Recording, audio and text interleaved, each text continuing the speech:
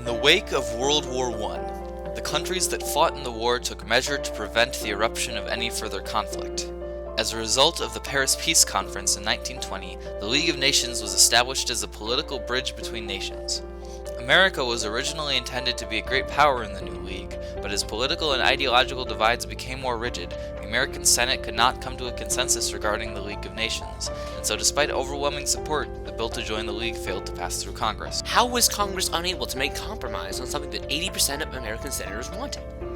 To understand why there was never a successful bill for the League, we must understand the political atmosphere at the time, by looking back at the creation of the League of Nations itself. The League was a coalition established with the goal of being a tribunal to settle the matters of controversy which may arise between the different nations. It was one of the ideas proposed at the Paris Peace Conference, one that many found appealing. Out of the 14 points proposed by President Wilson at the conference, the League of Nations was one of only 4 that took hold. Other ideas, such as freedom of navigation upon the seas and giving Europe self-determination, failed to gain much traction. The concept of a group of countries coming together for the purpose of affording mutual guarantees of political independence and territorial integrity was a highly appealing one in a fragmented post-war Europe.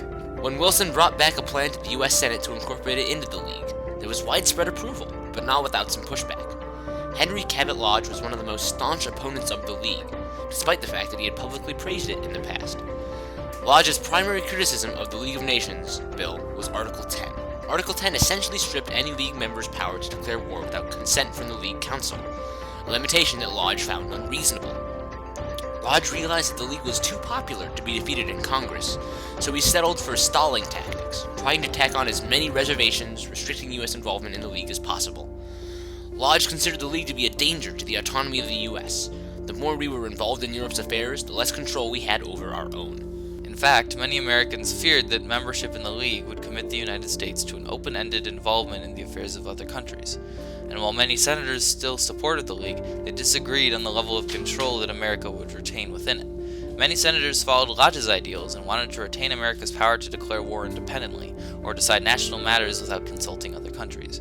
Eventually, many Republican senators refused to pass any bill for the League without significant reservations, while most Democratic senators wanted to pass the bill without any reservations at all. Months later, the League still had yet to pass through Congress. There was simply too large of a political divide in the U.S. for the two parties to reach a compromise. Even though both sides wanted the same thing, they could not come to an agreement. Eventually, the bill found itself stuck in congressional purgatory. Woodrow Wilson believed that America was created to lead the world in the assertion of the rights of peoples and the rights of free nations. This slight the opponents of the League would quench.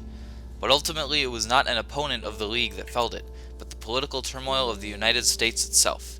The League still existed, but without Wilson's fiery passion to lead it, it did little to prevent any further conflict.